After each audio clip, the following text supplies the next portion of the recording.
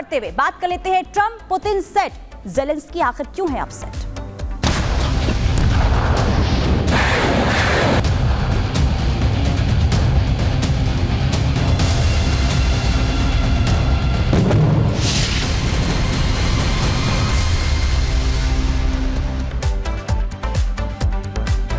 देखिए, फरवरी 2022 में रूस और यूक्रेन के बीच युद्ध शुरू हुआ। शुरुआत में एक्सपर्ट ये मान रहे थे कि छोटा देश होने की वजह से यूक्रेन शायद जल्द ही पीछे हट जाए, लेकिन ऐसा हुआ नहीं। युद्ध को करीब 3 साल बीत चुके हैं, लेकिन अमेरिका के नए राष्ट्रपति डोनाल्ड ट्रंप के आने से युद्ध विराम की कवायद अब शुरू हो चुकी है, क्योंकि दोनों देशों के नेताओं की एक बैठक हुई थी जिसमें अमेरिका के उपराष्ट्रपति जेडी वेंस ने ज़ेलेंस्की को दो टूक कहा है। क्या कहा है, रिपोर्ट के जरिए देखिए।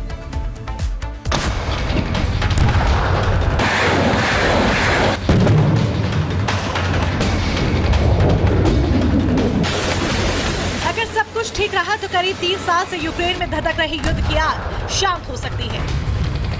अमेरिका के नए राष्ट्रपति डोनाल्ड ट्रंप ने यूक्रेन और रूस के बीच युद्ध विराम लागू कराने की कवायद शुरू कर दी है। म्यूनिख सिक्योरिटी कॉन्फ्रेंस में अमेरिकी उपराष्ट्रपति जेडी वेंस ने यूक्रेन के राष्ट्रपति ज़ेलेंस्की को इसका इशारा भी कर दिया है। बताया जा रहा है कि एक मीटिंग के दौरान जेडी वेंस ने ज़ेलेंस्की से साफ कर दिया कि ट्रंप प्रशासन युद्ध रोकने के पक्ष में है। दरअसल सिक्योरिटी कॉन्फ्रेंस से इतर दोनों देशों के नेताओं की एक बैठक हुई थी, जिसमें वेंस ने ज़ेलेंस्की को दो टूक कहा कि अमेरिका चाहता है कि युद्ध हर हाल में खत्म हो और लोगों की मौतें रुके। दावा किया जा रहा है कि ज़ेलेंस्की अमेरिका के इस दबाव को नहीं झेल पाएंगे और उन्हें ट्रंप का ऑफर मानना पड़ेगा। हालांकि ज़ेलेंस्की के वेंस के सामने कुछ शर्तें भी रखी हैं। ज़ेलेंस्की युद्ध विराम की वार्ता से पहले सुरक्षा गारंटी चाहते हैं। युद्ध खत्म होने तक यूक्रेन की सुरक्षा की रक्षा सुनिश्चित की जाए। रूस से बात होने से पहले अमेरिका के साथ साझा योजना तय करना चाहते हैं ज़ेलेंस्की। साझा रणनीति बनने के बाद ही रूस के साथ बातचीत करेंगे ज़ेलेंस्की। डोनाल्ड ट्रंप का ये मानना है कि रशिया और चाइना एक दूसरे के नेचुरल एनिमीज हैं। ये तो बाइडेन की गलत नीतियों की वजह से आपस में नज़दीक आने लगे। अब वो इन्हें दूर करना चाहते हैं, क्योंकि चाइना एक बड़ा खतरा है। इसलिए वो रशिया को कह रहे हैं कि अब हम आपको G7 में भी शामिल कर लेंगे। आप तो हमारे साथ सेकेंड वर्ल्ड वॉर में जर्मनी के खिलाफ लड़े थे। यानी कि रशिया की मांगों को यूक्रेन की मांगों के विरुद्ध मानने के लिए तैयार हो गए हैं। आपको बता दें कि अमेरिकी राष्ट्रपति डोनाल्ड ट्रंप ने ज़ेलेंस्की को तब चौंका दिया था जब उन्होंने बताया था कि वो रूस के राष्ट्रपति व्लादिमीर पुतिन से जंग को लेकर शांति वार्ता की पहल शुरू कर चुके हैं। पुतिन ट्रंप की बात करीब 1.5 घंटे तक चली थी। इस मीटिंग का मुख्य एजेंडा युद्ध खत्म करने की शांति प्रक्रिया शुरू करने को लेकर ही था।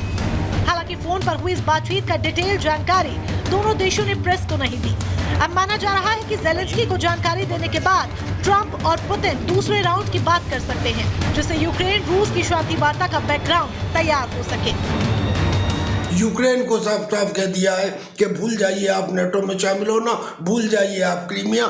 ऐसी स्थिति में क्रीमिया इसके यूक्रेन के राष्ट्रपति ज़ेलेंस्की चिल्लाएंगे। अब चिल्लाएंगे, रोएंगे। जब किसी को चांटा मारते हो तो उसे कम से कम रोने का हक तो देते हो, और रोएंगे। पर होगा वही जो ट्रंप चाह रहे हैं। आपको बता दें कि रूस यूक्रेन युद्ध करीब 3 साल से चल रहा है। यूक्रेन के समर्थन में अमेरिकी समेत पश्चिमी देश हैं, जो खुलेआम यूक्रेन को हर तरह की मदद पहुंचा रहे हैं। दूसरी तरफ रूस अकेला खड़ा है। दावा किया जाता है कि चीन और उत्तर कोरिया की तरफ से रूस को कुछ मदद मिली है। इस युद्ध के समय बाइडेन की सरकार अमेरिका में थी, जो रूस के धुर विरोधी थे, जबकि ट्रंप रूस से अच्छे रिश्ते रखने के हिमायती हैं। इसलिए ट्रंप के चुनाव जीतने के बाद ही इस बात की उम्मीद जताई जाने लग गई कि जल्द ही इस युद्ध का खात्मा हो सकता है। कामकाज संभालने के 1 महीने के भीतर ही ट्रंप ने इस महायुद्ध को खत्म करने की कोशिशें शुरू कर दी हैं, जिसका सीधा असर आगे आने वाले समय में देखा जा सकता है। Bureau report, Republic Bharat. तो ट्रंप और पुतिन साथ आए, इससे कई सवाल उठने लगे। सवाल ये कि क्या इन दोनों की मुलाकात के बाद ज़ेलेंस्की फंस गए हैं। लेकिन बहरहाल अब बात कर लेते हैं कि क्या प्लानिंग है दोनों के बीच में। तो नए सिरे से तय होगी यूक्रेन की सीमाएं। दोनों की मुलाकात हुई और ये तय हुआ जहां रूस का कब्जा वहां रूस मिलेगा, यानी कि यूक्रेन की करीब 20% जमीन रूस को मिलेगी। ये सूत्रों के हवाले से जानकारी आपको भी बता रहे हैं।